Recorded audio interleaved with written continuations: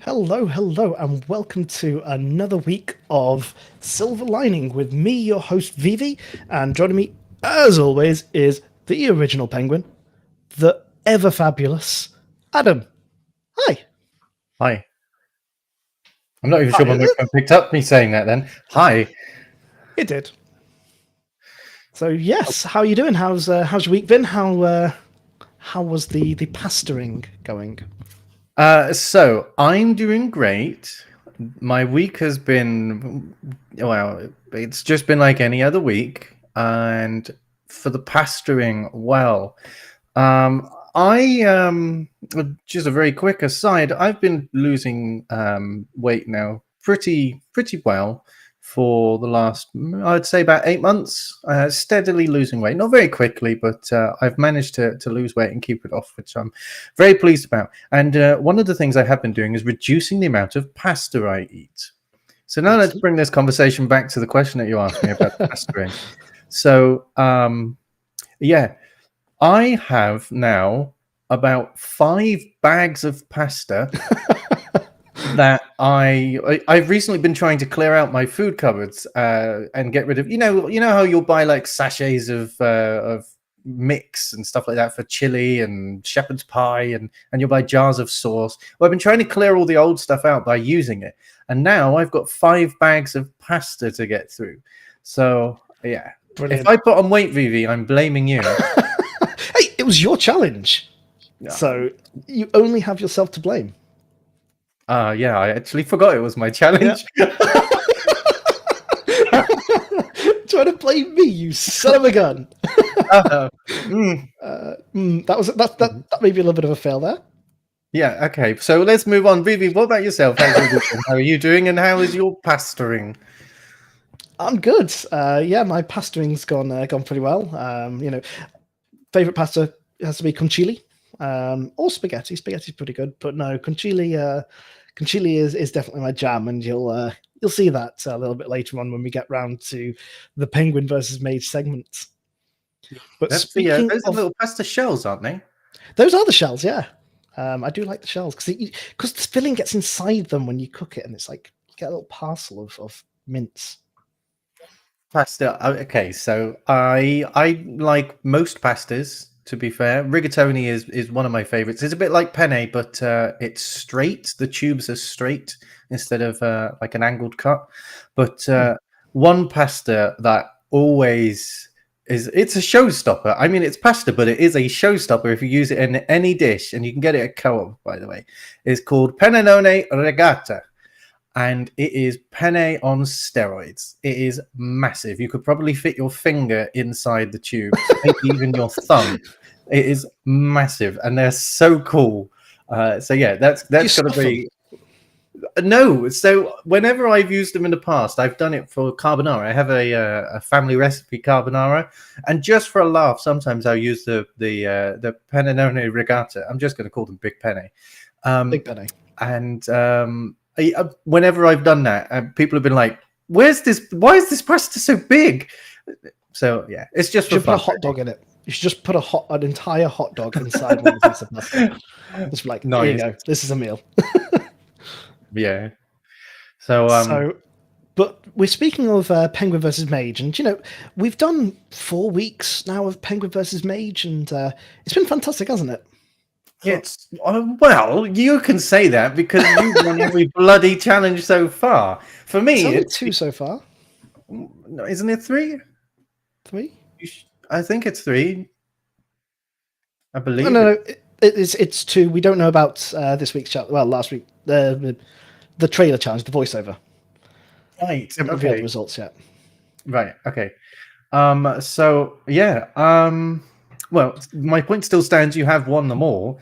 But yeah, no, it's been good fun. I realized that after reading about Taskmaster winning a comedy awards, that we've actually got our own mini version of Taskmaster going, and it's just by accident. We really did. I think it's by accident anyway, as far as I'm aware. It is. So I do love Taskmaster. But it wasn't intentional to copy that. It was just because we're both a bit competitive, and yeah, I just thought it'd be hilarious just for us to set stupid challenges because it's been fun. Yeah, yeah. What about anyone who's watching? We'd love to know what you thought of the challenges so far. There's more to come, that's for sure. Do you not think, though, it's about time we teamed up? I do, especially because you always seem to win. So this will be my opportunity to win something. So yes, I think we should team up. I think so as well. And who better for our first ever team up than Stadium Connect North? So we're going to have a Penguin and Mage versus Stadium Connect. And whoa, what happened here? We have two randomers just cropping up on the screen. Hi. Hello, how are you? Hi.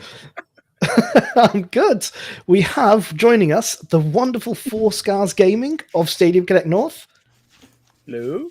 Hello, hello. And Ninja Guy X, otherwise known as Plop, joining us also from Stadium Connect North. How you doing? Hey, doing well. Thank you. I just realized that I was talking to myself because I was on mute. Welcome. You called Stadium Connect North and we appeared. Like this is how we get our. It's just we get our I don't know how you managed to hack our stream, but you managed to just get onto the screen. Have those elite hacking skills. Infiltrate it. So yeah, we're here. We heard something about a challenge, and Ninja and I thought we'd show up and see what all this shenanigans was about, and find out the details. Yeah, you guys seem to enjoy the last challenge. You guys watched our trailers, and what did you guys think? Stay here! I love. Oh my god! Oh, they were amazing. You guys both did awesome job. It was just like totally laughing through each of them, and it is just awesome. It was like a lot of work. You guys both put a lot of work into them there, so we really, can really see and appreciate all that work that you've done. But yeah, your challenges are awesome. I love seeing what's new, and interested to see who wins the trailer challenge. I know who I voted for, so I think I know who you voted for. I think I know who everyone voted for. Well, Vivi does promise us some special privileges on Discord and Reddit, so Hey. you have to take those into consideration. Yeah. The bribes are not meant to be talked about publicly. Oh yeah. I always knew. So yeah, we do have a challenge for both of you, and we thought it'd be something exciting to really round things off. Adam and I think we can. I think kick their asses is the right phrase. Is that right, Adam? Well, I've been practicing in preparation. Hopefully, this doesn't give too much away. But Hey, that's not idiot. A? Yeah, good A. Hey, oh, sorry. Okay. Okay. So, I think I might have an idea. Freaky Okay. Friday. Yeah. Oh, So- nice. Okay. Oh, I like our collar. Our collar there looks nice. It's got a nice pink little heart on it I like there. Yeah. Yeah. Cute. Have you ever seen the film Freaky Friday, or as you Yes. Canadians would call it, Freaky Friday A? Yes. Oh God! I Oh, yeah. believe I have. It's been a while, but I'm pretty sure I have saw it. Yeah. I'm old. You've definitely seen it then. Yep. So our Freaky Friday challenge is, oh god, that text really can't be read. Okay, I'm going to have to read it out because it was supposed to, you can read it better on my screen. So, Silver Lining and Stadium Connect are swapping bodies. You must work with your co-host to make the most accurate impression of the other show. So it doesn't have to be convincing, just to be accurate. Only a snippet, not the whole thing. You must feature both of the hosts of the alternative show. No external help is allowed, and must feature an auditory and a visual component. Okay. Interesting. Yeah. So we are basically swapping bodies. We are swapping places. We are going to be Stadium Connect. So I will be John and Adam will be Plop, or vice versa. We'll put ourselves in your shoes, and you guys have to remake our show. Well, John, I guess our show is ruined. I guess we're done. So, like, how should we set a set time for like how long the snippet should be? You can, I mean, I don't think any more than like 5-10 minutes. I mean, if you make anything more than that, great. But no, we want it to be fairly short. So, no more than 5 minutes, I think, is fair. 2 or 3 minutes is probably ideal. Just have a bit of fun with it, basically. We're not expecting the whole show, especially not your show, because bloody hell, you guys go on forever. Oh, man. That's awesome. Oh my God. I mean, it's great content, but Jesus, you guys, it's like sometimes I'm like, I'll just watch this before bed, and then like it's, the birds are now chirping, the sun is rising, the milkman's just come round and delivered off my my pint of milk, and I'm just like, oh dear. Fun fact: the show was aimed to be 1 hour. Like the first few shows, we really tried hard, and then we just gave up. We're just like, nah, it's gotta be a 2-hour show. Oh man, it's good. Oh, exciting, man! I haven't done a British accent in so long, and it's really not good. So I'll do my best. Well, luckily, I've seen a lot of Ice Road Truckers, so I've been practicing. I've been practicing my Canadian accents for a few years now. Oh gosh, this is gonna be awesome! I can't wait. Oh, it's gonna be fun. Yep. Yeah. So the challenge, we normally say you get the whole 2 weeks, and we will be showing them on the next show. So we're going to invite you back to have your not your trailer, your video shown live on the show. And it'll then be a case of letting the audience vote on which ones they think is the most accurate depiction, and I make sure to use the word accurate and not convincing. So, like, is it Vivi accurate or Penguin accurate? There, you got to let me know because it's not the same. Because horse Vivi and horse Penguin was not the same at all. I think that will probably end up being up to the audience, because the audience are the one who decided that Vivi's horse was more realistic. So it probably means Vivi, Vivi scale of accurate. Yeah, definitely. I understand. Yeah, it's open to interpretation. You interpret it how you want. We just set the rules, and you can bend them, manipulate them, play with them how you want. That tends to be, well, at least how I do it. Oh man! All right, that's gonna sounds be awesome. good. Yeah. Ideas already stirring in the head now. Yeah, same. Same. Yeah. It's gonna be good. It's gonna be good. So, is this what you were expecting? Were you expecting something similar to this, or were you expecting something completely different? What did you have in mind when we told you that we were going to challenge you? I didn't know. Like, I had no idea. But then when Adam said A at the beginning there, I thought, wait a second, are we going to be? And then Freaky Friday, and so now the role reversal, which is perfect. Like, it's awesome. I can't wait.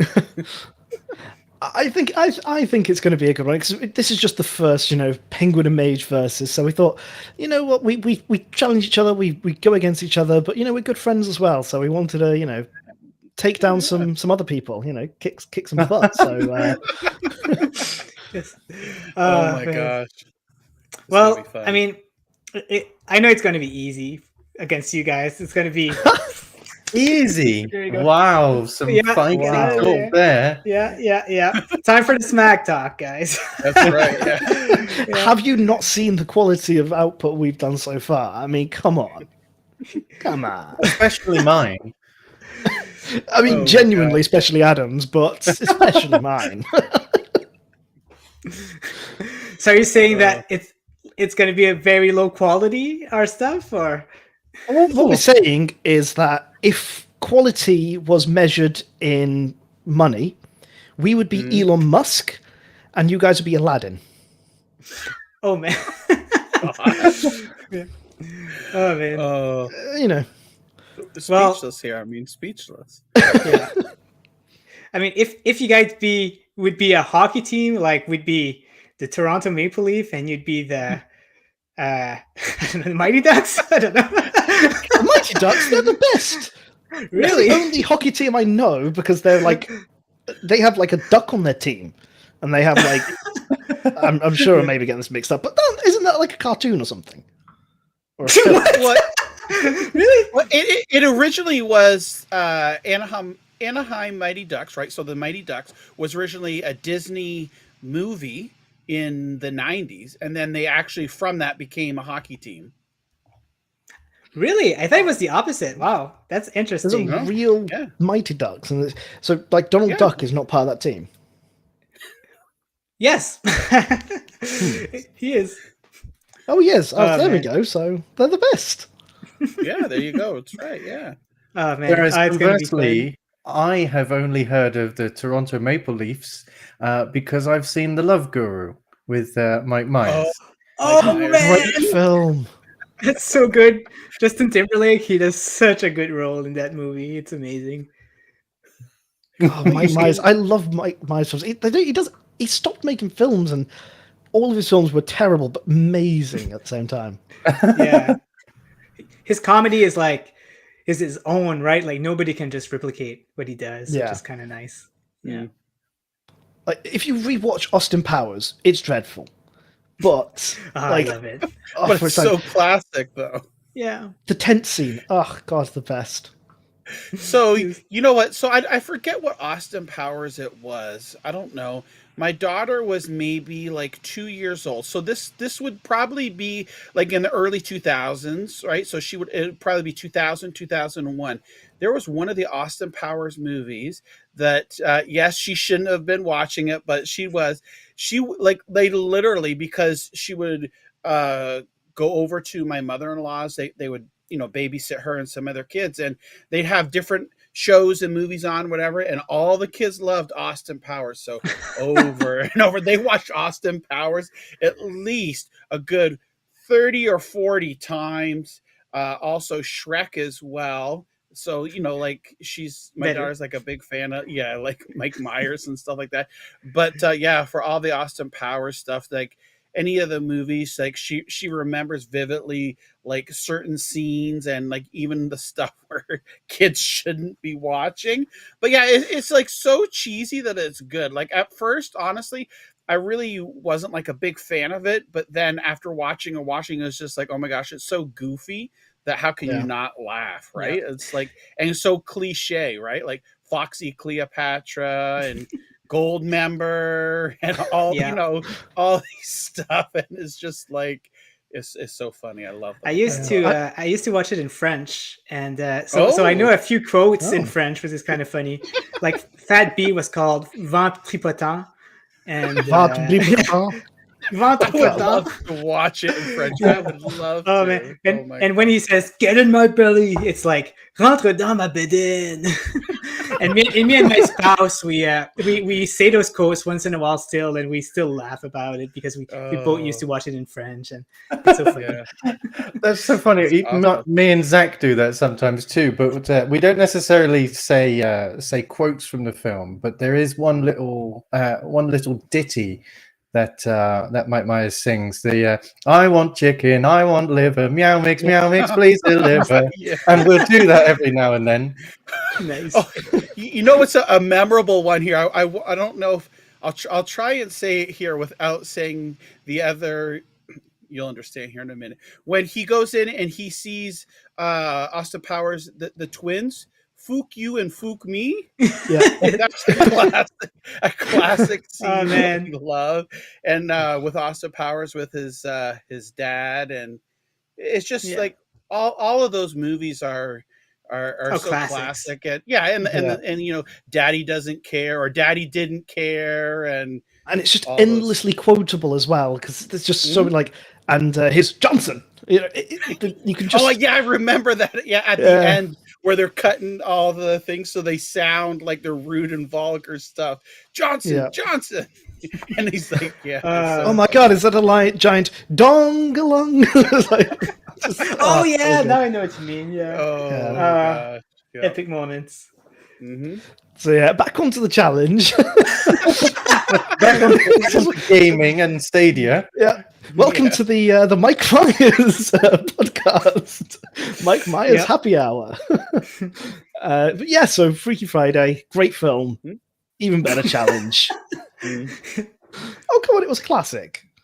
So I- so I'm looking at the graphic here then. So have we already switched bodies? So are we are the one originally with like in the blue suit with the Yeah. pearls and or are we the one with the jean jacket? No, so you guys were originally the boring, stiff adult, and Oh now you get to be the God. fun, new children, youngsters on the scene. Okay. Yay! Oh my gosh. I thought that they We're fit the fun new thing, perfectly there. whereas you guys, you've been around for a little bit, so Oh my gosh. been around the block. He's telling us that we're old, we're too serious, we're grumpy, we're Yeah. responsible. Uh, So yeah, we'll just hide that. So yeah, we just wanted to make sure that you guys, knew you guys are definitely going to get your asses kicked. That is. we'll see about that. Yeah, we'll I don't. talk about I that. don't show my humor too often, but yeah, this will be fun. You'll see. You'll see. So my question is, I wonder, Ninja, if Adam Vivi will somehow do a portray of Maurice or something like that in their skit, because that would be super wonder. funny. Yeah. Yeah. don't know. I wonder guess who's going to we'll be find me out. and who's Yeah. going to be John. We Yeah. have plans. Yep. We've had brief discussions before, haven't we, Adam? Yep, absolutely. We've got some ideas flowing already. Oh yeah, we've got the technology. We can build. Yeah. We've got a meeting tomorrow. We'll talk. We'll talk and Yeah, see what sure. we can do. Yeah. Wolf was saying he was just typing Maurice into the chat when John said that.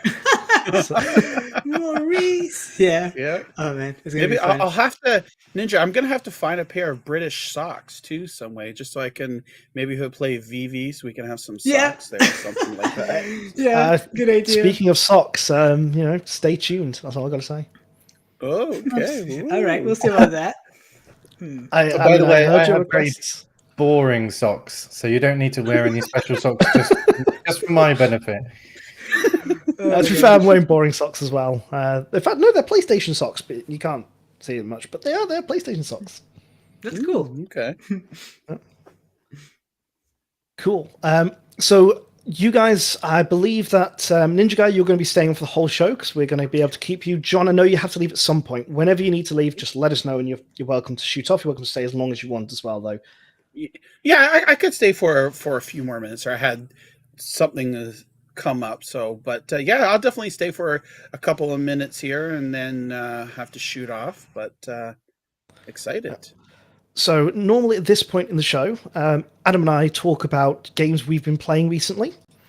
So we're going to kick off I think we've spoken about this one plenty of times on the show, and I know that everybody here has played it, but we're going to start with Adam's game, which is Rainbow Six Extraction. Adam?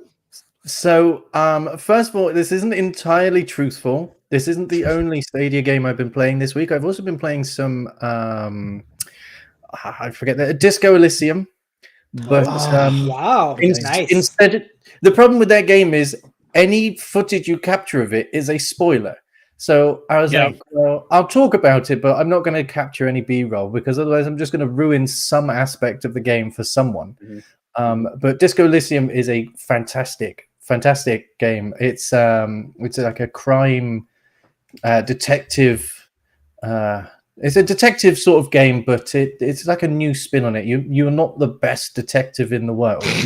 You are don't the always worst detective. You may have made a couple of bad decisions in your life, and may continue to make some bad decisions. Yes. Yeah.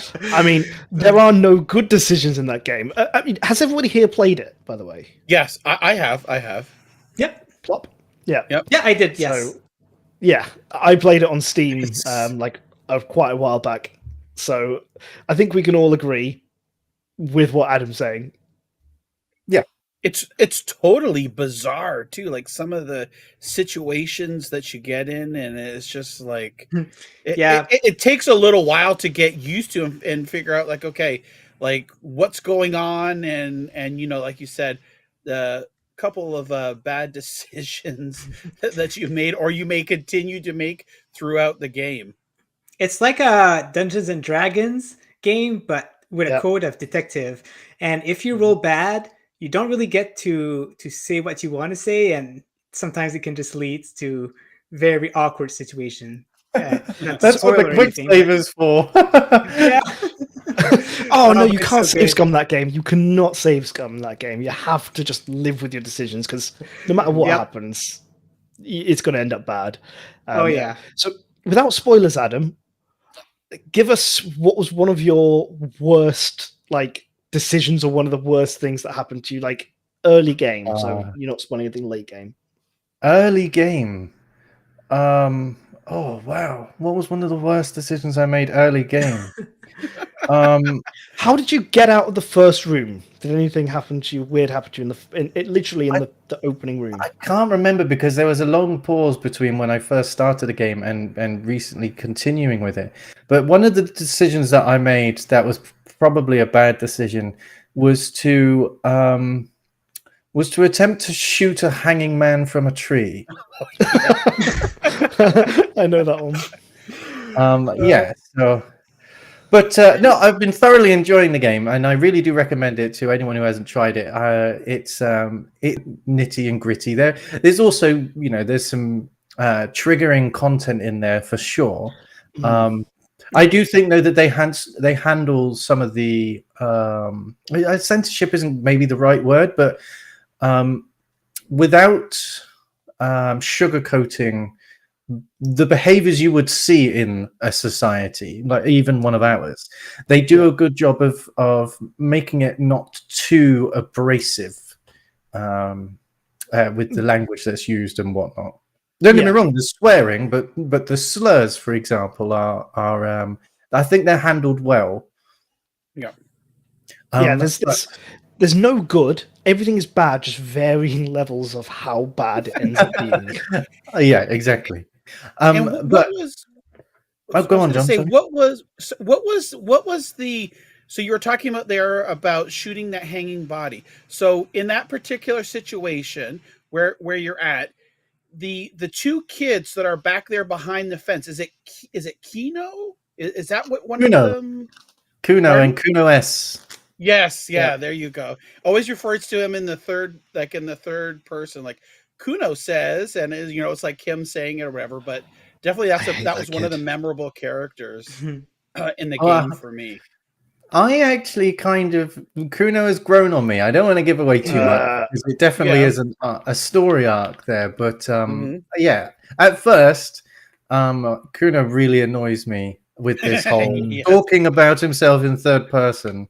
But yeah, I think for me, like the way you know that this game is going to be ridiculous is the opening where you have to get your tie. And I remember I died. What? Just getting my tie off of the ceiling fan. This is right at the opening of the game, so it's not really a spoiler.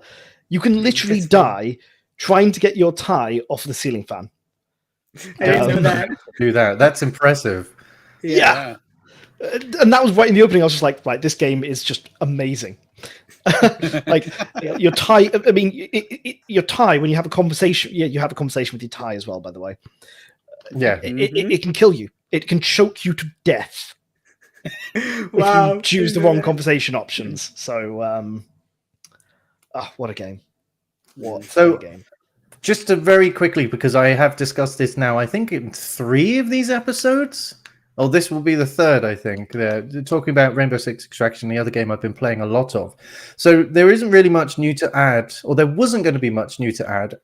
But about 4 hours ago, Ubisoft have added some new content to Extraction in the form of some new Archeans. Those are the enemies that you go against, and mutators. And one of them that stands out in my mind, one of the mutators is every subzone. So each one of the 3 areas that you go through to complete missions, you can have what's called an immortal smasher. And a smasher, if anyone's played Left 4 Dead, the smasher is a bit like the tank in Left 4 Dead. But when you have this mutator, the immortal smasher mutator, you cannot kill that smasher, and there will be one in every subzone. It really ramps up the stress level and the excitement as well. Gosh. Yeah, I'm really I didn't looking even forward know to that. trying out more of these. Yeah, it's brilliant. Yeah. It's brilliant. We will get back into it and do maybe like a group stream or something. Yeah, for sure. That would be awesome. I'd love Yeah, that. Yeah. Vivi's got some That- catching up to do. That modifier can jog on though. Oh god, that sounds just like torture. But yeah, no. So that's what I've been playing this week. Vivi, would you like to go next, or maybe our guests would like to say what they've been playing? Well, I was going to go next because I know that Plop has also been playing this game, Yep. and it is Risk of Rain 2. Oh, so good. So Risk of Rain 2, for those who don't know, I mean, I think everybody does now, but has got a 60-minute free trial. So you can play the entire game for 60 minutes on Stadia, no sign-up needed, just go for it. So that was announced yesterday at the dev conference, and Plop was streaming it yesterday, and I tuned in, and it got me wanting to play it again. So I did pick it up after watching him. So Plop, I know you gave your first impressions on your stream, but for the audience who don't know, what are your first impressions? Oh yeah, so definitely good. As you guys know, I'm a big fan of Pixel Junk Raiders, and this just gives me back, that feeling of, how hard it is, and how like the graphics and everything. It was just really fun. I'm usually not a roguelike type of person, but this game, man, like it's very impressive, very fun, very addicting. You do know Pixel Junk Raiders is a roguelike. Well, it's a roguelite, right? Yeah, this is a roguelite as well.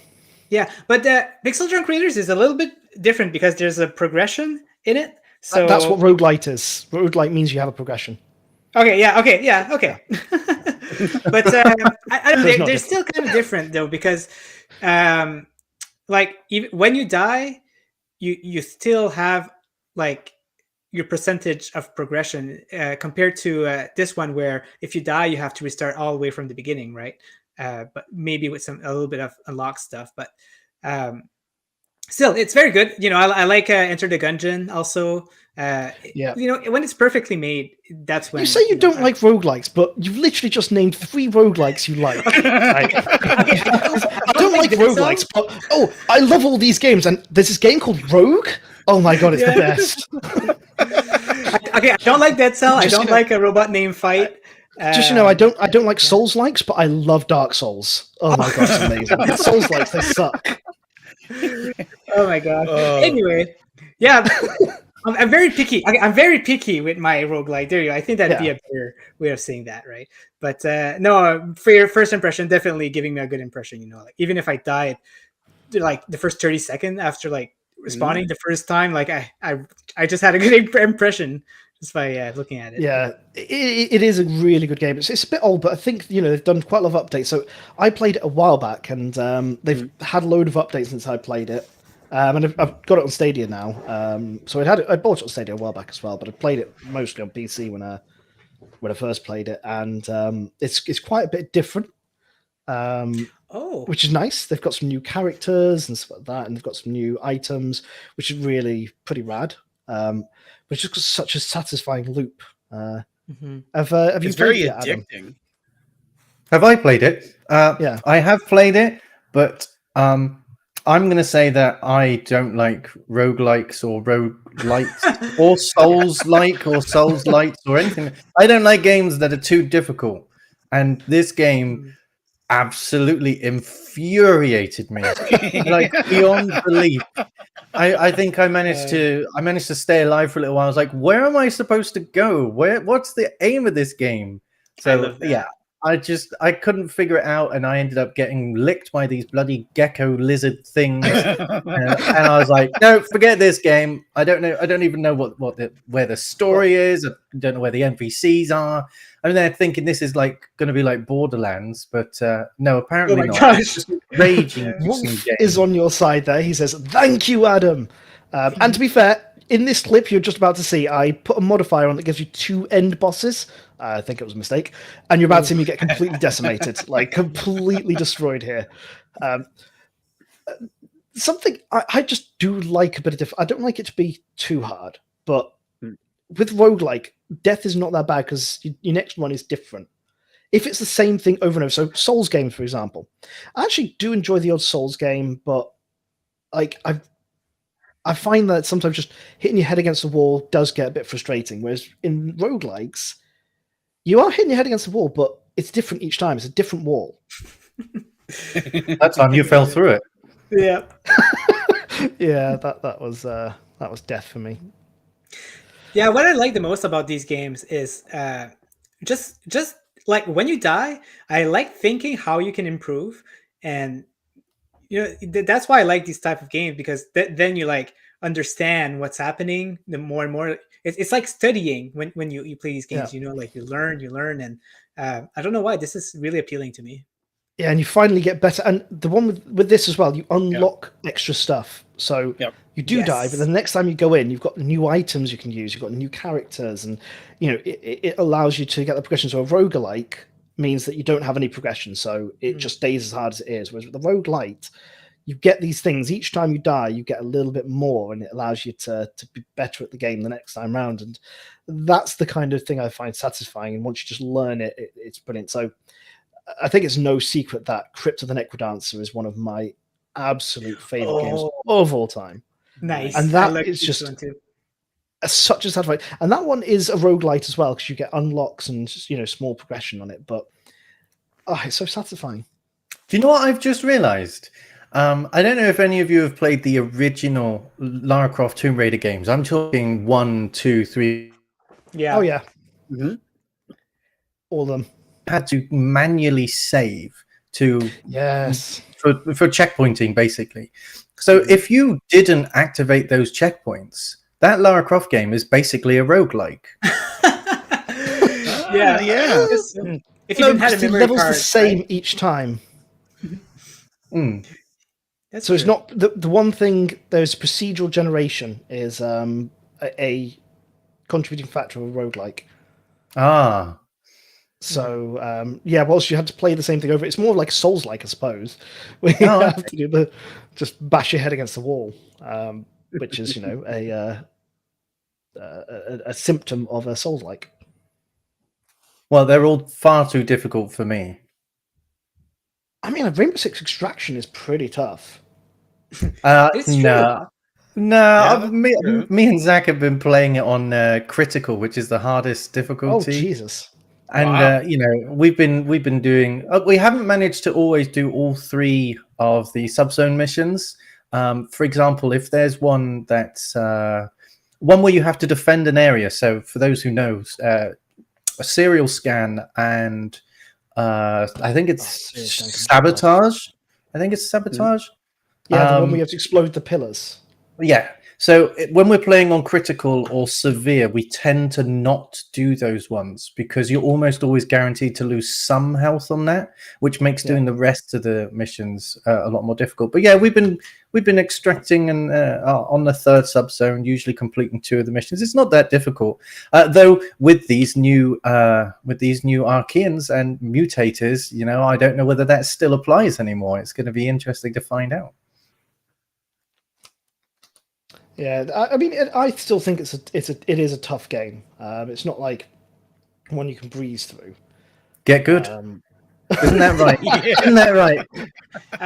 But Extraction could be compared as a roguelike because compared to to Tomb Raider, because it is a procedural level, right? Like it's never the same, but you're always repeating the same levels. So that would be it is actually. It is a roguelike because you unlock extra weapons and you level up. Yeah, good point. So, Adam, you do like roguelites. There you go. Okay. Well, I like one. Oh man. So, and obviously we've covered plot, but is there anything else that you two have been playing recently that you want to bring up? Dawn of the Monsters. I think we've both been playing Dawn of the Monsters, having a blast with that. Yep. I had actually Ninja helped me out on a few levels there because some of it just gets totally difficult there, and especially the last boss in Egypt on Dawn of the Monsters. Oh my gosh. Ninja gave me some tips there to help defeat that. So now I'm on to Yeah, just the tip, just the tip. And so now I'm on to Tokyo, the last section of the game there. But yeah, it's just fun. It's just like, you know, there's big giant monsters smashing away and buildings and the, you know, landscape around you and different combos and stuff you can do. Definitely, I like the game and I'm enjoying the game, but playing with a second player just takes it to that next level, and it's just like further enhances that enjoyment. So Yeah. highly recommend it if you can play it with another player to do so. But it's still a boatload of fun with, you know, just single player itself. Yeah, I think Adam and I talked about this last stream, and I think we're both in agreement.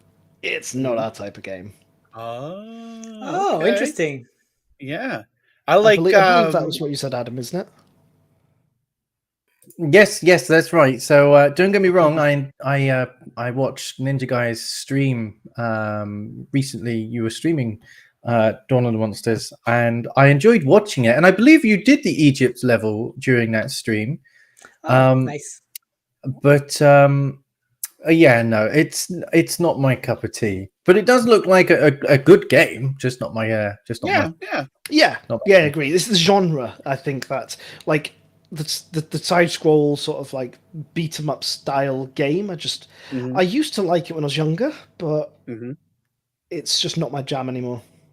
Oh, well, is that maybe because when we were both younger, you could win in beat 'em ups by just smashing the controller as fast as possible, whereas now you have to be quite tactical with these games, and we can't be bothered. Is that possibly? I don't want to admit that you're right there, but probably. You make it sound like we're pros, but put us in an extraction match, and you'll be like, "These guys are noobs." Because, oh my god, I'm still like in moderate difficulty. Like I'm having such a hard time, but I am enjoying it though. Well, I know what the challenge is going to be next time we invite you back. That would be such a good challenge. Yeah. Wait, aren't we the one who's going to decide the next challenge? I guess we'll have to see. Maybe you'd have to invite us on our show to set the challenge. Just saying. Invite us on our show. Challenge. Yeah, your show. Yeah. Shh, I was trying to gloss over it. Yeah, as the hosts, you know, we get to home turf. You know, we get the home advantage. I see. Okay. So that's what we've been playing, and so I'm going to ask a question that I know the answer to. Right? Who here watched the Dev Summit?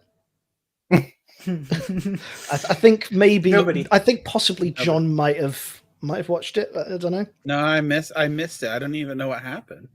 Oh, that's a shame because I saw it and there's some guy just prattling on over the top of it the whole time. God, it was so annoying. I know, right?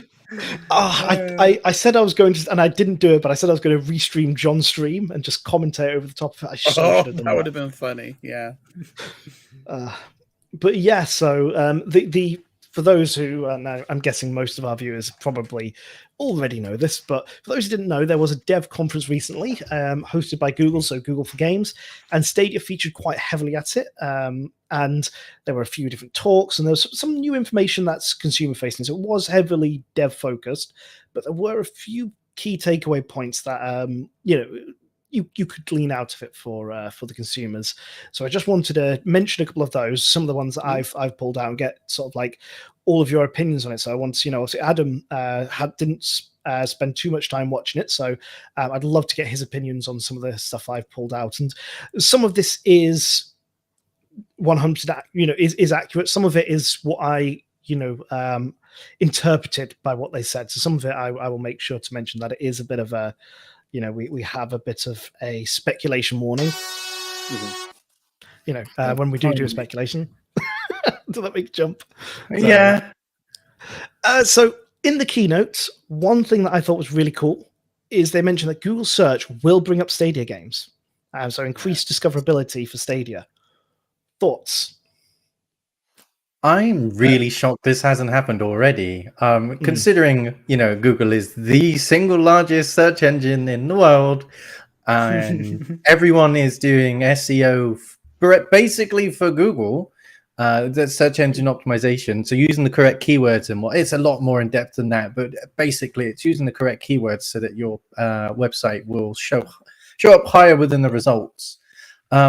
I was always surprised. I think I'd even given feedback a couple of times on Twitter, because I used to use the Google search where you put in site and then colon and then the website or something like that. There's a way to specifically show results for a particular site. Anyway, I used to do that for games on Stadia. And I was always shocked at the results because there was no search engine optimization whatsoever. So yeah, it's good to see this. It's good to see this making its way to Stadia. Yeah, I mean, I think better integration with their other tools is always going to be fantastic. And they've got YouTube, they've got Google, and it's nice to see them start to really leverage it and use their USP as Google. What about yourselves? Yeah, I was going to say, I think that they were kind of waiting for the library to help build that library. Now with over 200 titles, now that it kind of makes more sense, or at least a lot more variety of games in the store there. So slow to the gate to get that out.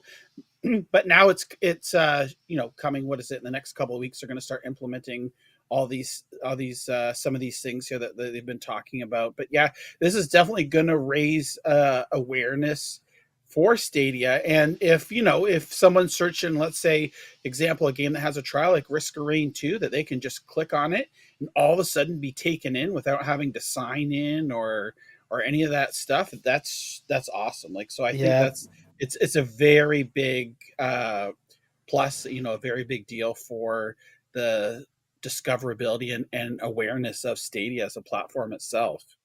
Yeah, that's another thing I was going to mention next is that click-to-play trials. Obviously, they're now bringing more of them out. It's available to every developer. So previously it was limited, and now anyone could put their game onto click-to-play trial, and no sign-up needed. So you don't need to sign up to Stadia. I think you still have to sign with your Google accounts. I could be wrong on that, but I believe you do. But there's no sign-up to actual Stadia. So as long as you're logged into Google, you hit it, you play, and then you're just away. Which is a game changer. They really seem to be hitting home this whole free thing. So, free trials, free to play, free sign up, no subscription. They seem to be, really playing into that at the moment. Yeah, and you can see just on that slide there that was back that they showed that there was like a 35 for the click to play. There was a 35% more click-through rates and 70% more player engagement. So that's awesome to see, right? So again, this is just a bonus. I don't know what the partners, if there's anything special that they have to do or whatever, but I guess like you said, now it's open to everybody here. So we should start seeing a lot more of these show up in the near future. Yeah, Adam, what game would you like to see on a click to play trial? But to play for myself or to have other people be able to play? Both. Okay, so to play for myself, let's see. Well, the problem with that question, I guess, is that I've bought the games that I want to play. Okay, so an upcoming game then, World War Z. I'm a big fan of World War Z. Played a lot of it on PlayStation, way back when it launched. And sometimes the ports on Stadia can miss the mark a little bit. So I'd very much like to experience World War Z on Stadia before dropping. However, it's probably going to be £80 because obviously I'm going to need 2 copies of this. There's no way Zach's going to just sit and watch me play it. So yeah, something like that I would definitely want. I'd definitely like to see a trial for, and for other people to have the option to play without setting up an account. Let me think. It would probably have to be one of the Ubisoft games, maybe Breakpoint or Siege. Siege is a very popular game. So, in fact, yeah, I would say Siege would be good if they put like an hour or 2 hour free trial for anyone. That could do a lot of good for Stadia and the rest of the community. Speaking of which, I'd just like to add that I think that Siege is going to be free, starting tomorrow, I think, or something like Really? that. Yeah, there's been some news, so it's going to be free for about a week, which is nice. It's been announced on the Extraction channel for some reason. I don't get it, but yeah, it's been announced, so that's good. You asked for nice. Penguin, and we're getting it. Quick! Ask for other games to be free. Grand Theft Auto 5. Yep. Grand Theft Auto 5 going to be free on Stadia. You've heard it here first. That's funny. I think any of the outright games would be cool too, to have a click to play, right, for families and with younger kids and things like that. That's just broadening the horizon. We already saw Jackbox Party Pack had a demo. That's always good to see. So like those games that will involve like you and your friends, so you can see what it's like to play along with others, and maybe even they can jump into and play with you. Yeah, I think like Jackbox on New Year would be perfect. If they said, right, it's New Year's Eve, we're giving you Jackbox for free. Go play it with your family. Right. Oh, that'd be cool. Yeah. I was hoping for a pro sale on Jackbox over Christmas, because I was like, I know my family will love to play this, but I don't want to pay for it for full price. You're only going to play it once a year. That'd be cool. Yeah, I mean, imagine how that would, people would like, I might as well give it a go. We've heard the fun family games to play with the family. You think, well, next time I'm at a party, maybe I could just whip it out on, my Chromecast or whatever. It's a good, easily accessible thing. Yep. One thing I also want to mention is under developers tools, they did talk about low change porting, which people have said, oh, games are too hard to port over. There's been a lot of talk about Windows emulation, but what they did mention as well is low change porting. So making games still native to Stadia, still use all the advantages of having that really lightweight Linux distro, specifically for Stadia. The libraries and the DLLs are, designed to work well with their hardware. And, you can see some, for me, what was quite exciting to see was Paradox, because, it means that Stellaris could possibly make it on Stadia, hint. But there's some pretty cool teams here, and these are initial participating partners. So they've basically said, well, we're going to get a few people on board first, get them to try it, and then, launch it wider. And, you got some nice quotes from the people involved in it. What's your thoughts around that? Let's have our guests go first. John and Indigo. What do you think? I think it's awesome. We've already seen I don't know if they particularly listed them there, but it's been said, games like MotoGP 21 have already used it. What is it?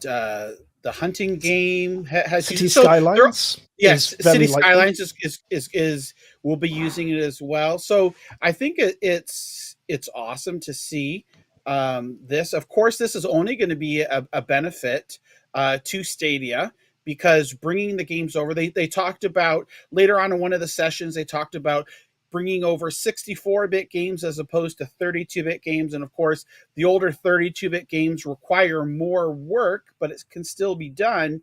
But, really the majority of it is going to be bringing the 64-bit current modern type games over to Stadia there. And although, there might be, there's work. It's definitely not just pressing a button and it's done, but they've greatly reduced the amount of time, the amount of people, and the amount of effort needed to be able to bring your games over. And, like you had mentioned there, VV2, it's not an emulator. It's more of a translator, that they made that clear. So you don't have all that overhead. They specifically mentioned in one of the sessions, I think it was Proton or Wine, wasn't it? Yes, that was in the emulation session. So this wasn't. This is slightly different to low change porting. This was that they actually made a, well, as they call it, translator, but for all intents and purposes, Windows emulation or the ability to run Windows native games on Stadia. Right. So I think this is great. I mean, you can't beat it there. We're going to see some. We have the initial developers already that are using it, and even more will be using it throughout the year. So I can't wait to see what games will be using it and what games come to Stadia because of it. Yeah, I just think that the dev conference was just super exciting. It's not a consumer-facing thing, and they were very clear about that on Twitter. You know, and they did make sure to clarify that. You know, people were starting to hype it up, saying, "Oh, it's a it's obviously a Connect or whatever," which was, let's face it, ridiculous. But you know, some people were trying to hype it up as that, so they went out and said, "No, this is for developers." But actually, we know that you guys are watching because, let's face it, we always do. So they were just like, "Look, come along, learn some new things," and it just shows their commitment. Absolutely. One thing that I was really surprised about City Skylines was supposed to. So, Adam, you are breaking up a little bit. Your microphone seems to be cutting off. I don't know if that's just for me. Pardon? Is Adam cutting off for anybody else? Yeah, yeah, he's cutting for us. Okay. Is this any better? Am I coming through fine now? Yeah, that's fine. Okay, cool. So I had no idea what happened there. I'm just closer to my microphone now. I'm practically eating it. So one of the things that really surprised me about this, specifically City Skylines, because a little while ago I did a bit of research into, just for City Skylines, but I did research into the whole of Paradox, and I posted a tweet that was listing all the games that use the Unity engine, all the games that had gamepad support and keyboard and mouse, and etc. etc. One of the things that Stadia had from the get-go was a Unity SDK, which was meant to make porting much easier for people who are using the Unity engine. And I was really surprised that City Skylines is using this low change porting, because it is a Unity game.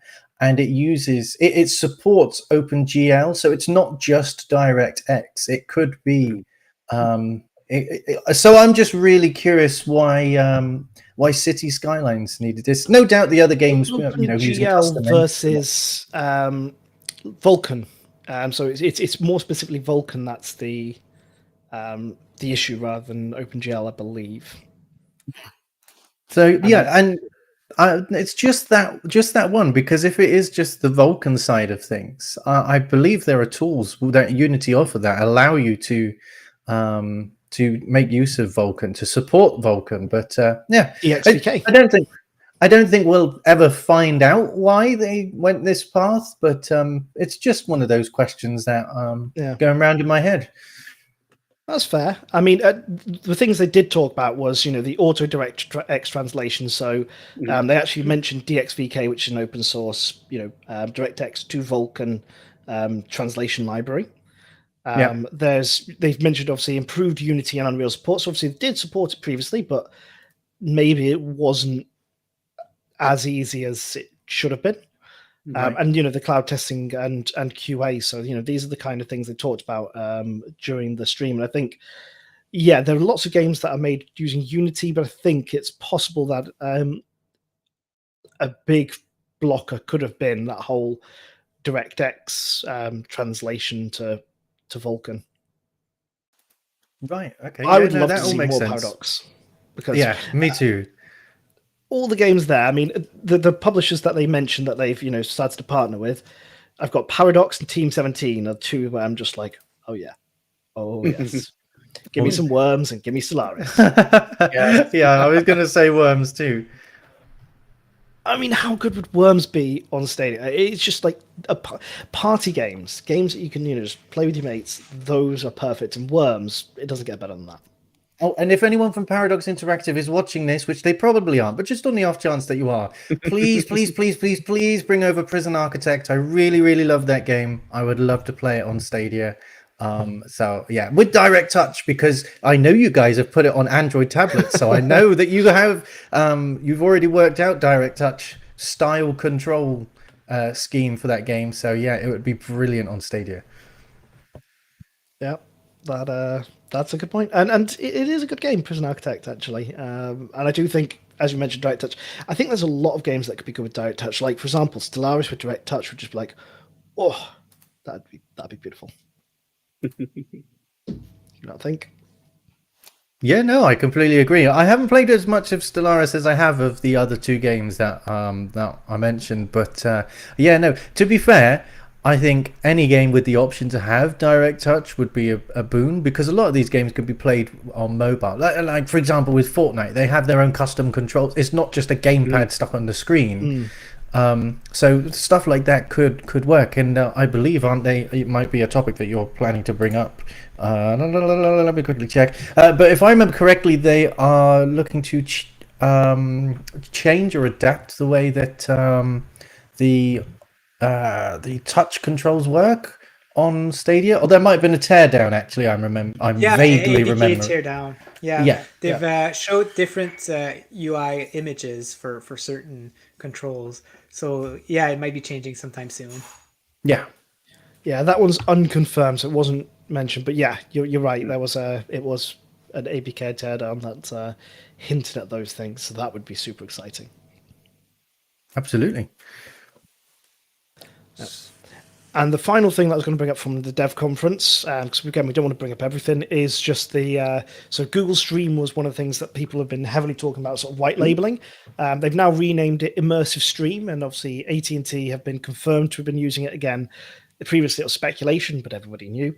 Now it is fully confirmed that they've been using Immersive Stream, and that AT&T are going to be bringing out another game using the Stadia platform. I mean, my thoughts around it are that getting more developers using the tool is not going to be a bad thing, but it's something that does worry people. But I just think that, let's face it, if you bring your game to immersive stream platform, if it's trivial to bring it over Stadia, you can make some more money from it. So I'm just going to quickly hand it over to John just to get his thoughts, because I know that you've got to leave soon. So I'm just going to ask you for one last opinion before you shoot off. Yeah, no, I think this is good. You already brought up one of the points I was going to say there is, just getting developers more comfortable with the Stadia platform. So we see Batman on AT&T, and they have announced that they're going to be bringing another game over. This is only now available to select people on AT&T and in the United States. Throwing that over on Stadia to even broaden your audience and make a little cash with no work, right? Because it's already running on. So maybe there might be a few little things, right? Let's just, for the sake of it, just say that there's a few little things that they need to do. Little to no work, throw it over there. And who knows, maybe even we might see different storefronts within the Stadia store, right? Maybe there's an AT&T store where people who don't have the service can purchase it and play it, so it's kind of like a portal to that. So I don't know, it's that's a possibility, but I just think the more people that have access, the more developers, and they'll start to see that, that fear of the cloud gaming will slowly go away. So I think it's a good thing overall. Yeah. Yeah. Well, thanks very much for coming on, John. Appreciate you've got to leave. You're abandoning us because we're not good enough for you. But yeah, so needs to practice his English accent. Yeah, chip, cheerio. We're definitely going to win this if that's what they're going for. Oh, yeah. No. By the way, the second you leave the stream, you're dead to us. Just FYI. We're going to just talk about you behind your back. I'm here, still here. God. I'll watch over. Yeah, that's right. Yeah, Ninja will stand up for me here. But yeah, no, I appreciate inviting us on the stream here, and I'm gonna jet off here. And Ninja and I will be brainstorming tomorrow and getting to work on the challenge. Brilliant. Glad to hear it. All right. Yep. Wonderful. Thank you so much. Yep. Thank you. Bye, John. See you later. Ta-ta for now. Toodle pip. Toodle pip. And that's how we leave. John. Excellent. So yeah, Adam, any thoughts, Ninja Guy, any thoughts on Google Stream? I know it's on immersive stream. Any thoughts or major?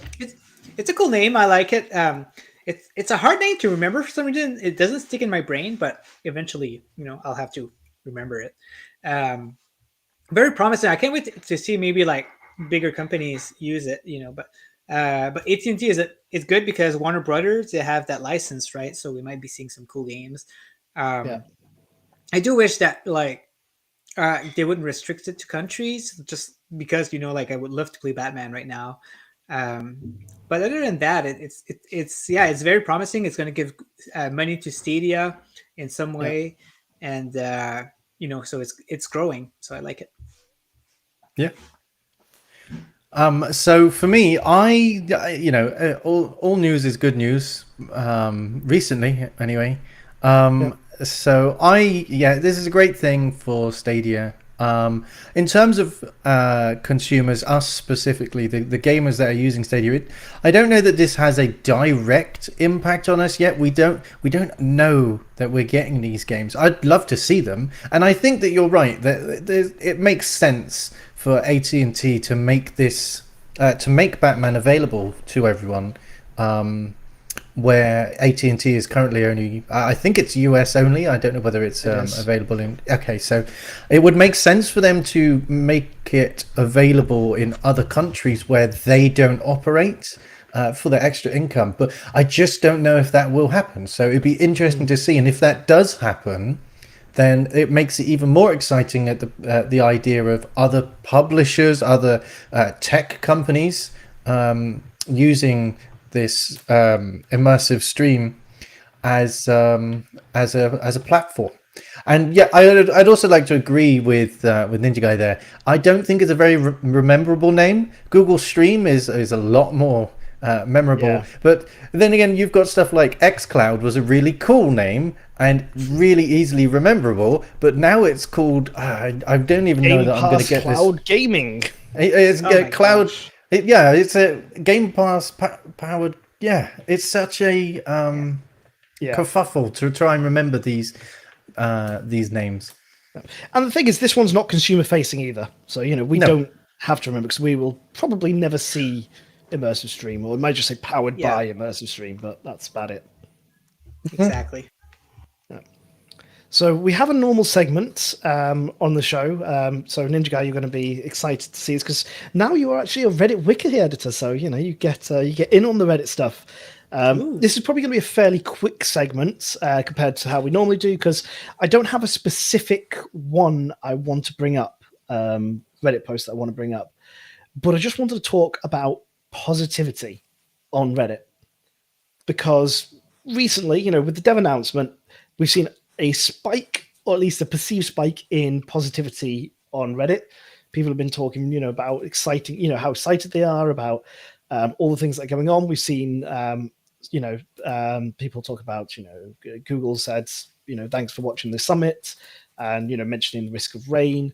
We have, Google Stadia subtly reinventing itself to attract new games and gamers from The Verge. Great time to be a Stadia fan from Heat Cloud Games. We've got, I was always kind of thought Stadia was dumb. I mean, people are dumb, but hey ho. But then I got a new job, and it's the greatest thing, which it really is. And this I love as well. Somebody's just been making really rad wallpapers. Have you seen these? Is that the same guy who does the phone wallpapers? Has he done phone ones? I know he's done quite a few different desktop wallpapers. Let's see. If you go a little bit lower on his, I'm just pulling up his posts. Maybe it's not him, but if it isn't, then there's two people doing wallpapers. Wow, there's two people. Yeah. That's pretty rad. Yeah. So then we've got loads of people doing captures. So Adam, really lent heavily into posting Stadia captures, and people have started to follow suit now. So what do you think of that? Trendsetter. So one thing that I particularly enjoy about posting captures is it's a welcome break from the discussion. Don't get me wrong, the discussions quite often are fine. I mean, the ones that aren't, we tend to remove because they're often rule breaking. Well, Yep. let me rephrase that. We remove the rule breaking ones. But it can be quite tiring reading the same old discussions, the same old points being brought up, and the captures are a nice bit of color on the feed, and they can really open your eyes to some of the absurdities, the qualities, and I'm trying to think of another one that ends in ease. The Their necessities. Yeah, the bare necessities of games that you may not own, or even games that you've played and experienced yourself. There's a couple of captures I've posted where something crazy has happened, and yeah, it's nice to see people be like, "Oh my god, I didn't know this could happen. I didn't know you could do this," or "That's absolutely crazy." Especially when there's bugs. Some of my favorite captures are when something goes wrong. But yeah, they're always welcome on the subreddit. I can't think of any time I've ever needed to remove a capture. Maybe there might have been a cyberpunk character creation capture that needed removing, but that's because obviously we're not going to let genitalia on the subreddit. I mean, to be doesn't fair, have any, right? well, we've seen some genitalia on the subreddit. Let's just leave it at that. But yeah, no, I do think it's been absolutely fantastic seeing, you know, just this, all these, you know, the people were happy, talk more positively, and you know, previously we're seeing, you know, like a low number of upvotes on things, and we seem to be getting, you know, larger volumes of upvotes as well, which again is an exciting time. It means that people are coming and engaging more. Thought I'd just mention hello to Raven Anime and I'm happy who's just joined the chats. Hi. Hi. But yeah, so that's the main thing I wanted to bring up. But like I said, there's nothing specific I wanted to show, but I'm just so happy with all the positivity and all the Stadia captures. Keep the Stadia captures coming, as Adam said, because we love to see them. Absolutely. Yep. Definitely. They're one of the reasons why I'm like my one of my main goal when I started content creating was to keep it positive, you know, and seeing this is very, very good. Like I like to see whenever there's a surge of positiveness going around, because it just feels like, you know, a goal has been accomplished where like people are starting to see this happening more. And I'm looking forward to see Jack the Slips stats on Reddit. Maybe we're because of the Dev Summit, right? Like maybe we're going to see a lot more Stadians created, creating Reddit accounts and stuff like that. So it's going to be interesting to see. Yeah, no, definitely. It's I think the Dev Summit has had a huge positive effect on Stadia's perception. I mean, even in the media as well. You know, we're starting to see people. Oh my gosh, yes. Start to. I mean, I don't want to jinx it, but if I see a positive article from Kotaku, my God. I mean, it may not happen, you know, but let's face it, if it did, I think, you know, yeah, we know we made it, boys. Yeah, or IGN, you know, like those big guys. Yeah. Well, I mean, what's his name? Tom. Yeah, Tom Warren, I think he's called. Tom Warren, yeah. He wrote something positive about Stadia, and I was just like, yeah, what? I know, right? Yeah, that was a big shock for us. It's nice to see, that's for sure. Yeah. Yeah. Do you know what else is nice to see? To see you nice? Yes, to see you nice. Did you get that joke then, Ninja Guy? I did. Oh, okay. I think the Canadians, wow. Yeah, it's Bruce Forsyth. I'm sure you know. Okay, I did Bruce. not get that then. Yeah. Oh, okay. Okay. Sorry. So, wow, the moment everyone's been waiting for. We had the voice over challenge, which was to have a Stadia game trailer, mute the audio, and we replace the audio with our own voices. Adam chose Spitlings, I chose Peppa Pig, and I am excited to announce that the winner is Of course. Of Maybe slightly course. Vivi. Yeah. So yeah, I think that does make it 3-0. Oh, so, look in at case your you couldn't little see- trophy. You Yeah. sod. You're a kid. This time I Oh, gave dear. myself an Emmy because I thought, it was voice acting, so an Emmy seemed appropriate. Look at all these So, trophies. It turns out it's 3-0. So what you said earlier was accurate. Adam didn't actually know the results. He said it was 3-0, and I think he was just reading the future. To be fair, as I said to someone recently in the discussion, because you guys didn't vote for my horse, and I put in so much care and so much time. I think I've spent something like 14 or 18 hours. I can't remember now, but it was a lot of time was spent making my horse, whereas Vivi knocked his up in an evening. And let's be honest, it didn't really look like a horse. It looked like a dog. Yeah. But I voted for Penguin's horse, and I'm super surprised that it didn't win. Was it like tied at least, or how was not it? really? No, not really tight. No, Oh it my wasn't quite gosh. as the gap wasn't quite as big as this challenge. But because I lost that challenge after putting in so much effort, I decided with the voiceover challenge to put in the bare minimum amount of effort. So I kind of expected to lose this one, if I'm completely honest. I'm surprised I got any votes at all. Then you did I thought your sound effects, the actual sound effects themselves, the positioning of them and the way they overlap, you could listen to that and not know that it was your voice, to be fair. Thank you. And the Stadia back was at the end. Just that Oh, that was caught so me. good. Yeah. Yeah. I wish I could do that with my voice, but I can't. So we just have to use the clip. But I don't have it. I don't have it ready to go here. So you'll have to go watch the episode if you want to hear it again. But so just saying, it's thank. Oh no, you don't have to. Thank you so much. I appreciate your applause, but it's you don't need to. with that out of the way, Yeah, let's move on because I'm not sore or anything, but yeah, let's move on. I mean, to be fair, with the horse, I genuinely think your horse was definitely more realistic. With this one, I think it was a fair challenge. Yeah. You did really, really well. And to be completely honest, I voted for you with this one. Oh, I really enjoyed your Peppa Pig trailer, so I voted for you. Voted for myself on every other bloody challenge, and it didn't help.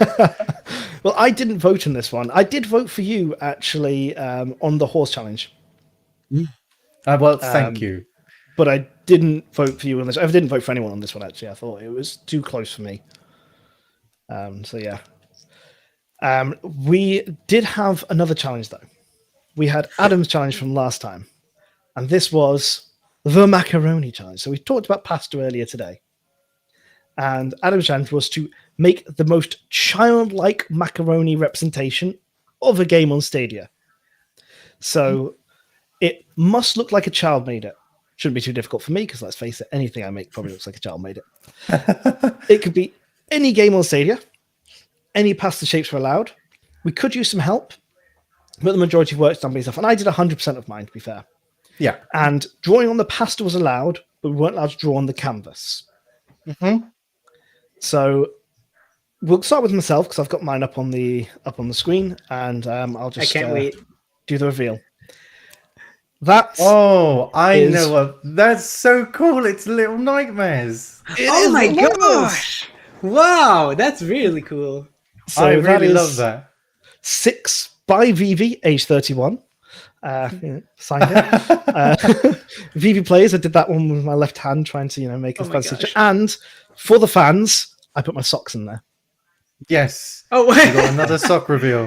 Some more falling socks. To be fair, I think I'm wearing the exact same pair of socks as you. To be fair, those are PlayStation socks. You just can't see the PlayStation bit. Oh. But yeah, so that is my my childlike pasta drawing. These are the tools I used. So so you got some PVA glue. We have a Sharpie pen for signing it. We have pasta, and we have a mallet. So for mine, the way I did it was I smashed up the pasta with a hammer in a little plastic bag to get them into little chunky pieces like that. So this is all conchili pasta. So it's all one type of pasta. got the hammer, and I just smashed it all in the bag into little small chunks. And then I just used glue to draw the shape, sprinkled it on, put it in the oven to help it dry quicker. So, used a bit of heat from the oven, and then just shook it off. And that's Looks so good. I love it. Yeah, and that's the result. How cool is that? So it was literally just like, how like you do glitter pictures, where you just put glue down, you put glitter on it, and then you shake the excess glitter off. I basically did that, but with shards of smashed up pasta, and that mallet is the mallet I also used to put my IKEA furniture together. So, Vivi, can you tell me why you stabbed that page in the middle? So that's how the paper came out, actually. So I bought some pack of paper, and all of them just had a little slice down them. I was like, so I just had to use it. Yeah. It looks fantastic. I'm really impressed. It's a shame though that the paper wasn't a slightly different color. To be fair, I did have multiple different colors paper, but I chose this one because it was the closest to the color of Stadia. But okay, fair enough. It looks really good. I'm really pleased with what you've done there. It's very clever. 6. You've pleased original Penguin. Well, I'm still smiling though because you're going to get to see mine soon, and I'm curious whether you can guess what the game is. I am sharing my screen for when you're ready. I'm going to be revealing. This is. Oh, I know this game. It's it's that cowboy stick game. Oh my gosh, it is! Oh, it's wait. Oh my god, what's the name of it? Something of something. Wait. Oh my god! I gotta think about Don't it. tell me. Don't tell me. I'm gonna get this. Oh my god. I'm having a blank too. We got this. Oh my god! No, I'm gonna get it. You cannot say anything. Okay, I'm not saying anything. I'm just enjoying this. I don't know why. I can't remember either. Oh my god! West of Loathing. Yes, well done. Sorry, because I remember there was original game was something else of Loathing, but yes, West of Loathing. Kingdom of Loathing. That's really good. Kingdom of Loathing. Yeah. So one thing that I was gonna do was I'd originally planned for the stickman's head. I originally planned to cook some spaghetti and just do a round one, and then just let the spaghetti dry. But I was like, I'm not putting a pot of water on to boil just for a single strand of spaghetti. That is really wasteful. And I'm trying to save electricity. So I was like, do you know what? I'll just break small parts. But yeah, no, that's mine. The it's roof made on with your house. What's that black bit? What's the black lines on it? The drawn on lines or the black spaghetti. Oh, so is that black spaghetti? Yeah. Okay. So there's also black spaghetti underneath the house as well. It's because there were thick black lines on some of the areas, so I did that. I with a Sharpie I coloured in my spaghetti. I got so much Sharpie on my fingers. That's funny. I guess you could have just like picked a big piece of lasagna and just draw something beautiful on it, right? that would have counted, right? I mean, that's pretty much what I did here. It's most of my picture is lasagna and then some other bits of pasta. So, yeah, I think it's Spirelli. I can't quite remember. I don't have the packets with me. And so, with the tools that you used, just pasta and a pen, yeah. It was pasta, a Sharpie, and I used a glue gun. I haven't used one of those in about a decade, and I forgot what it smells like. Oh my god, they smell so good! But yeah, it was very messy though. I forgot how stringy glue can be. But yeah, I managed to knock that out in about 30 minutes, so I was really pleased with that. And then I sat back and played some more Extraction. That's funny. I think that's really, really good. I mean, I think mine's better, but I think yours is still very good. Well, don't forget, it has to be the most childlike. So, that's a good point. So yeah, the challenge was to make it the most. So I'll just bring this back up. Make the most childlike macaroni representation of a game on Stadia. So just putting that out there. So we have 6 from Little Nightmares, or we have West of Loathing. We will obviously put these images up on our Twitter account following this stream, and Adam will also be linking out a Google form like we normally do for you to be able to vote. Yes. So yeah. Yep. I mean, I am so proud of that 6 because I went for the minimalist, so I was really happy with that. Well, do you know what? As we have a guest with us, I think it'd be really interesting to know, Ninja Guy, just first impressions of both pictures. Like, which one? You don't have to tell us which one you will be voting for, Okay. but your I on initial the spot there, yeah. your initial thoughts. Which one do you think? Which one do you like the best? Not necessarily fulfills the requirements the best. Okay, I'm gonna tell you my reaction on both. Just so Okay. So when I saw Vivi's, I was impressed. I was like, wow, this is like it's very well done. It feels like a piece of art. Like it could potentially be put on a wall. It was very cool. I didn't thought that to see a 6 that way. Like I guess it was a cool imagination from Vivi. And when I saw yours, I guess like my first impression was just like, oh, what is this game? What is this game? Until Vivi said, oh, the stick figures. And then I was surprised, like, oh, you use lasagna. That was clever. And then I saw that you use like a lot of Sharpies. I was like, oh, okay, cool. And I'm still wondering, what's that black thing on the bottom left side? It's meant to be cow turd because in West of Loathing there's lots of excrement on the floor that you can walk in and whatnot. I see. And the cloud, I think, was very well thought too. Like I would have never thought of using turned around macaroni. Yeah, I like the clouds. I just think it's because one thing I like about yours is sort of like simplicity because you've just used the pasta shapes. You've not manipulated them anyway. You've just broken them up and just used them in their entirety. Sort of like a kid would do. They'd just take what they've got and just stick it onto a bit of paper. And I like that you've obviously drawn onto it as well. Again, sort of that simple adding those details on there. I think that's really cool. How did you break these pieces, by the way? Of the spaghetti or the lasagna or the lasagna and like the house parts? So I had a metal ruler, and I can't remember why I had a metal ruler, but I just snapped it against the metal ruler. Don't get me wrong, it wasn't always a good snap. I mean, you might be able to see it, but the very top of the house, that's actually 3 pieces of lasagna there, increasingly small, and I just was like, just chip off a little bit here, that would do. That's kind of like a child would do, though. You wouldn't find it all in just one sheet. There'd be piecing bits together. So I think that adds to the childlike charm.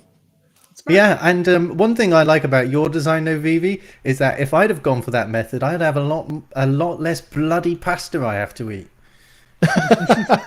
Yeah, I just went for one style of pasta. Literally, you see the bag in the background there. That's how much pasta I used. I mean, to be fair, I threw a lot of it away, so I did waste a lot of pasta because I just got those Ziploc bags.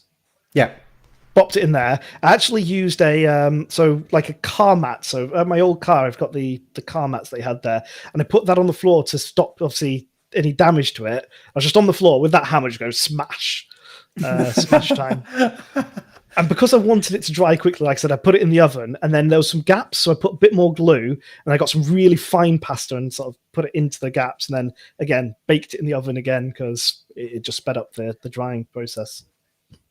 Yeah, no, it's really creative. I have a question though, and I'm really interested to know what's going to happen with your challenges you've done so far, and including this one, because obviously we've both been doing it. We've done a few challenges now, and apart from the digital ones, we have a couple where we've been creative. What are you going to do with your physical creations and any future physical creations? Are you going to be donating them to charity, or so they can throw them in a bin for you, or? This is my only physical one because I didn't do a stop motion, remember? So everything else has been digital. So this is the only physical one. So I was thinking about giving it to you as a gift, but actually donate, like maybe auction it off for charity, see if I can get some money and donate it to First Self Writer. Because to be fair, maybe somebody be willing to pay something for it just for a bit of fun. That might be an interesting thing to do. I know that we don't have the biggest following, but it might be a bit of fun, it's to raise some money for charity. But yeah, that's a cool idea. But no, my original plan was to give it to you as a gift. So you could have a winning piece in your house. Bear with me a second. I'm just Googling how to reject a gift. I don't think I've ever needed to do that before. But yeah, no, I think you've done really, really well. I'm interested to see what happens when we put it to the. Actually, do you know what? I'm not interested to see what happens when we put it to the when we put it to our audience, because clearly you all prefer voting for Vivi. So that's obviously going to happen again this time. I mean, it's on this one. I don't know. I mean, I'm quite proud of mine, but I'm proud of it in more of a. I actually think it's a cool picture. I kind of think that yours is really got that hit that childish charm, I think. Yeah, but I thought my horse had hit that realistic style. But apparently the public thought, no, my horse looked nothing like a horse compared to yours. I think more people need to get out, by the way, and see some horses. I get out on Halloween, and Vivi's horse seemed very accurate. Oh, very good, very clever. Nice. So that is the challenge. Obviously, this week we're not going to be setting a Penguin versus Mage challenge because we obviously have Penguin and Mage versus Stadium Connect. So, stay tuned to see who wins the Freaky Friday challenge. Again, we'll be putting that up on our Twitter so you can see, what the challenge is and what we're going to be doing. So again, we're now going to start to round up the show, and we normally do thanks. So first thing I want to do is just thank both Four Scars, John, obviously he's not here, and Plop, Ninja Guy X, for coming onto the show, for agreeing to do the challenge, for having a bit of a laugh with us, because it's been fun, and you know what, it's going to be so good having this challenge. So thanks so much for agreeing. Yeah, thank you. It was great having you both. Thank you. I look forward to seeing you absolutely destroy a British accent. That's the thing, right? Like, I'm originally French, so I can't really do a British accent. And, like, to be honest, I can't differentiate, like, a British accent and an Australian accent. I know it's weird, but I just can't. I just can't differentiate. So give us your British accent. Give us a quick Adam or Vivi. Oh, my God. Yeah. I can't. You'll have to wait. I can't. It's so humiliating. No. You're on the spot. You got to do it. You're on our show. Come on. All right. Okay. You all ready for some action?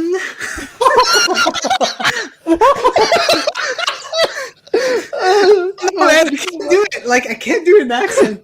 You're ready for some action. That is. I think we found our title for this episode. Yeah. I also think that we've definitely cemented our win for this challenge.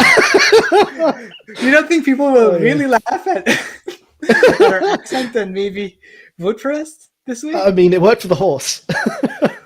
Took me everything to do that accent, man. I'm so putting you on the spot, Plop, but it was so worth it, because that is we now have a title quote. We have a clip to put on YouTube. This is going viral, man. Yeah, I can see it. Like, this is gonna be the first phrase you guys are gonna say on your clip from me. Oh man. So again, as always, I want to say special thanks to Adam's mum. Oh, yeah. Thank you. Okay. She says you're welcome. So thanks to everyone, obviously, who's watching. We really appreciate it. Taking the time, but everyone's watching live or even later on. Really appreciate you guys. Yeah, thank you very much. Thank you. As always, I've been Vivi. I've been Adam. Yes. And I've been Ninja Guy, aka Plop. Yes. And you've been awesome. Thanks for watching. Bye-bye. Bye.